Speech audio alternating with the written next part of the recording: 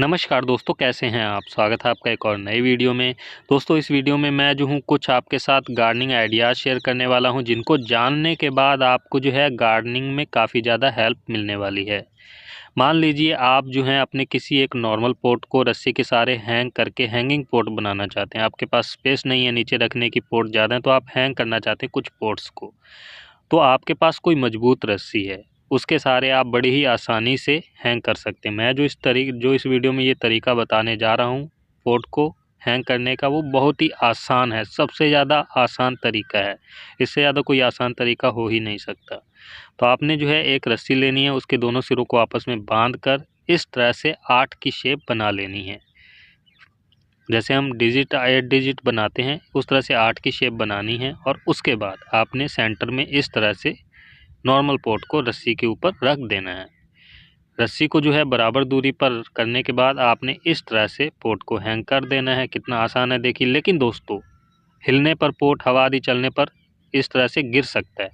Pot रस्सी में से निकलकर गिरे नहीं, उसके लिए आपने जो है इसको एक और रस्सी से बांधना है। उसके लिए आपने जो है पहले तो इस तरह से या तो किसी की हेल्प ले लीजिए, एक जना पॉट को पकड़े रहे, रस्सी के सहारे टांगे रहे, और दूसरा जो है इस तरह से रस्सी को बांध दे। या फिर आप मेरी तरह अकेले हैं तो आप इस तरह से बस रस्सी को इस जगह पर बांध दें, एक और रस्सी के टुकड़े को लेकर। इस तरह से बांधने के बाद आपका दोस्तों हैंगिंग पॉट रेडी है। जो नॉर्मल पॉट था वो हैंगिंग पॉट बन चुका है। हैंगिंग पॉट काफ़ी महंगे आते हैं। आपके पास नॉर्मल पॉट है तो आप उसको इस तरह से रस्सी के सहारे हैंग कर सकते हो। और आप देख सकते हैं मजबूती, पॉट गिर ही नहीं सकता, कितनी भी हवा आदि चले कोई दिक्कत नहीं है।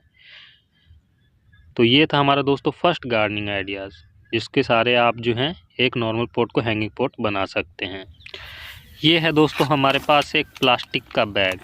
ये बैग है दोस्तों सर्फ का। हमारे घर जो सर्फ आता है, इस बैग को मैं जो हूँ कभी भी फेंकने नहीं देता हूँ। इसका ग्रो बैग जो है दोस्तों बहुत ही बढ़िया, बहुत ही सस्ता, बहुत ही जानदार बनता है। सर्फ यूज़ करने के बाद जो है इसका ग्रो बैग बनाने में यूज़ हम कर सकते हैं। ग्रो बैग हालांकि काफ़ी महंगे आते हैं, उनसे कई गुना ज़्यादा मजबूत जो है ये बैग रहता है सर्फ का। तो आपके पास जो है यदि इस तरह का आपके घर में भी सर्फ आता है 5 kg की पैकिंग वाला, तो इसका जो है लिफाफा आप कभी भी ना फेंकें।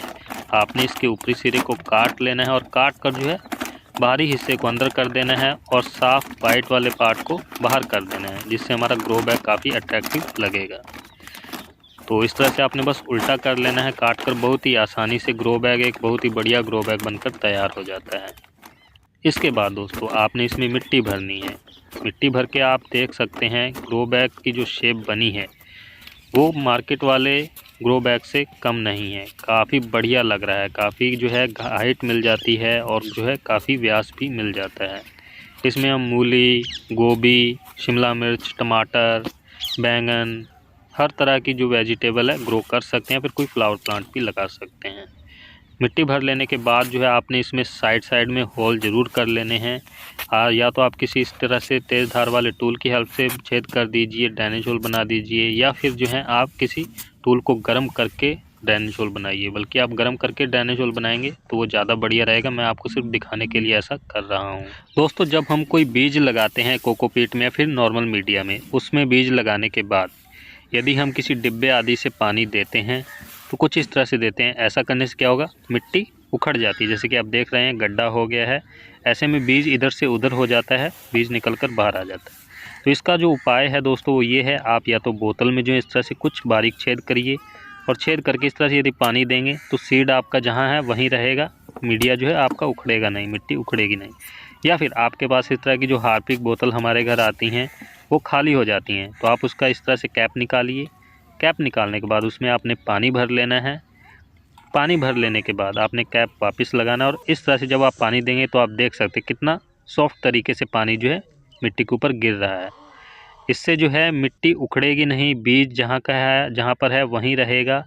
तो ये जो है तरीका काफ़ी आसान है, इसमें आपको कोई मेहनत नहीं करनी है, छेद करने की भी कोई ज़रूरत नहीं। बस आपको जो है बोतल में पानी भरना है और इस तरह से बस पानी डालना है। तो आप जो है या तो आप एक नॉर्मल बोतल का यूज़ कर सकते हैं या फिर इस तरह से हार्पिक आदि की बोतल का यूज कर सकते हैं। आप देख सकते हैं दोनों से ही जो है पानी डाल रहे हैं तो मिट्टी नहीं खुद रही है। वहीं अगर हम डिब्बे आदि से सीधा पानी डालेंगे तो मिट्टी हमारी खुद जाती है।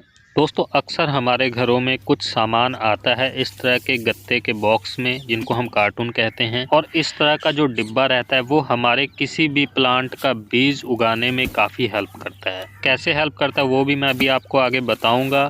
दोस्तों जैसे कि विंटर सीजन में काफ़ी ज़्यादा टेम्परेचर डाउन हो जाता है, ठंडा मौसम रहता है, ऐसे में बीज जल्दी नहीं उगता है। तो आपने जो है इस तरह के बॉक्स का जो ऊपरी हिस्सा है एक बार काट कर इस तरह से हटा देना और उसमें जो है इस तरह की पराली आदि फिर कोई भी चीज़ जो है भर देनी है। लेयर बिछा देने के बाद आपने जिस किसी में भी सीडलिंग की है तो उस सीडलिंग ट्रे को, पोट को, कप को आपने इसमें रख देना है। रख देने के बाद आपने जो है फिर से एक बार पराली की या फिर किसी भी चीज़ की लेयर बिछा देनी है। इसके बाद आपने इसे फुल डे की सनलाइट में रख देना है, जहाँ पर जो है दिन में धूप आती है विंटर सीजन में। तो ऐसा करने से जो बॉक्स के अंदर का तापमान है वो ज़्यादा रहेगा, बाहर जो है ठंडा रहेगा। तो बॉक्स के अंदर तापमान ज़्यादा रहेगा तो बीज जल्दी से उग जाएगा।